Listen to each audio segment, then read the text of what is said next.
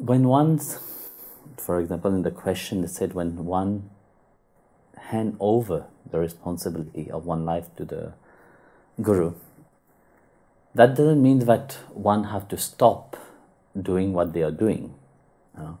So whatever they are doing must carries on, but the attitude of how you are doing it, that what change.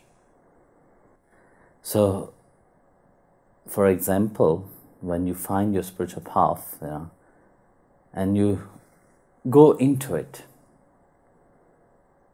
your life transform, but it transform. How does it transform? It transform according to the word of the Master.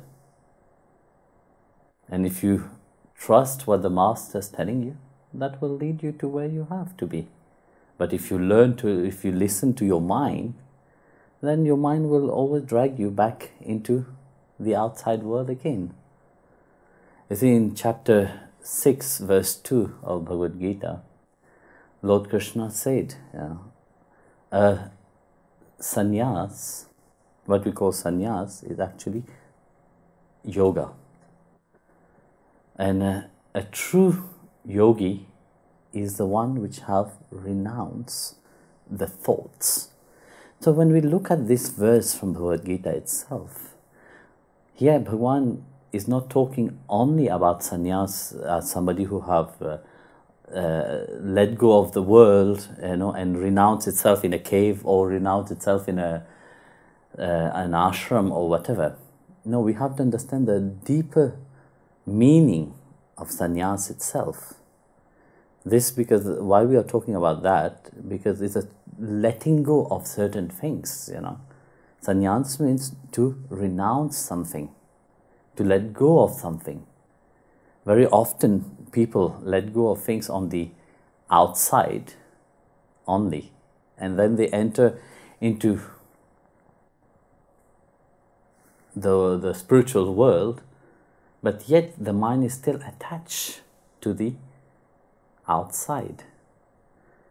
So what happened? They go on the spiritual field for some times, they enjoy the spiritual thing, but yet at the back of the mind is still attached to the world. So anything which the mind is run, anything which is coming from the world itself, remind the mind of the world. So what will happen to that person? The person will run back again into the world. That's why you see clearly, very often people are very flickering upon the spiritual path. They go on the spiritual path, they do a little bit of spiritual exercises, but yet they have one foot in the spiritual world and one foot into the outside world. So where would that lead them? They expect great result. They expect to be, to receive the grace of the Lord, to receive the grace of Bhagavan himself by just fooling him. They think in the mind, but they are fooling him. In reality, no, they are not fooling him. They are fooling themselves. So, your question, well, say it again. What is the difference after one gives... okay, the difference is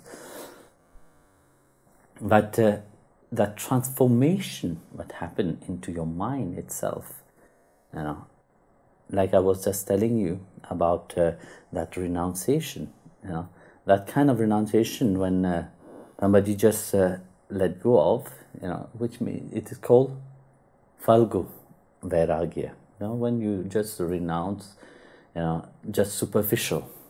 On the surface itself, it appeared like that. But then you have Yuk Vairagya, which is the deeper thing. In Yuk Vairagya, you perceive everything as given by God, and whatever you have is for the service to the Lord himself. So in one, you are stuck, let's say, with the world itself, is only on the outside you change, but yet inside you still hang upon the world, knowing that yes, I will never be happy, but yet you still look for happiness into that. That what get changed, when you take shelter to the Guru, and when you give yourself to the Guru, taking you from that spot where your mind understands Falgu Vairagya, saying, okay, yes, I will, but yet it's not sincere. But then it's transformed into the loving service. So that's what the Guru does. The Guru perceives you as a rough stone, which he took. Very often you don't even know when you look at a diamond into the natural state of the diamond. If you're not a diamond dealer, you will never know. You will think that it's just a mere stone itself. But the Guru, when the Guru sees somebody, he perceives that potential that that person have. He perceived that shyness that you hold inside of you. So when you give yourself to him, the Guru polish you and transform you into a nice jewel, which is presented to Bhagwan himself. So that what get changed when you take shelter at the feet of the Master. Otherwise, that mind which is always hovering into the world, that will not change. You may put a gown of a saint, like Bhagwan said in that verse, a true yogi is the one which renounces the thought itself.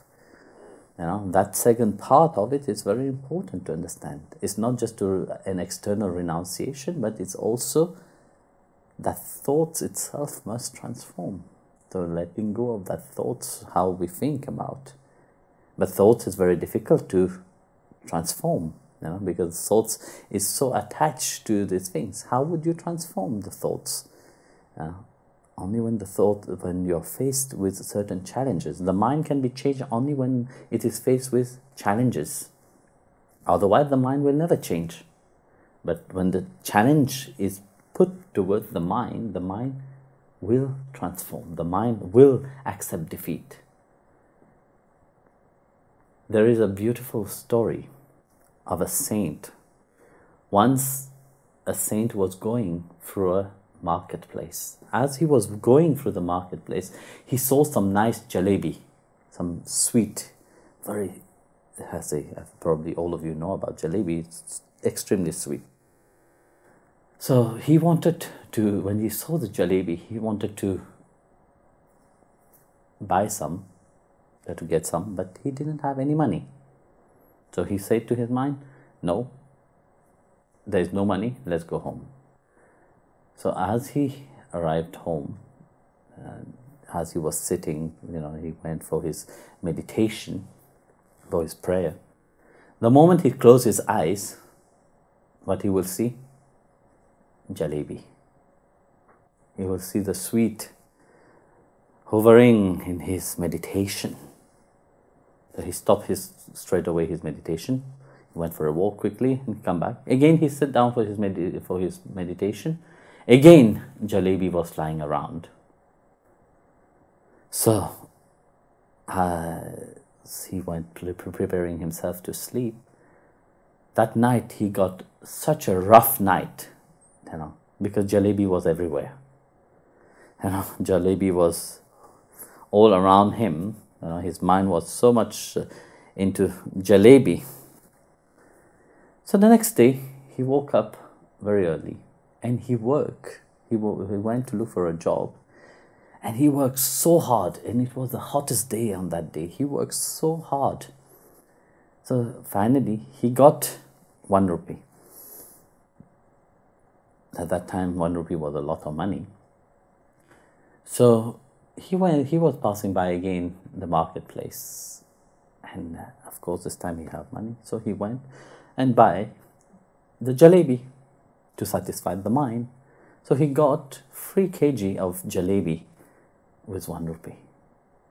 And the saint was saying to the mind, now you are happy, you got your jalebi, so now you have to eat the jalebi. So he started eating. The mind ate, and after eating some jalebi, the mind was satisfied. was saturated and was. But the saint said to the mind, you want a jalebi, you have to eat more. So he forced the mind to eat more jalebi.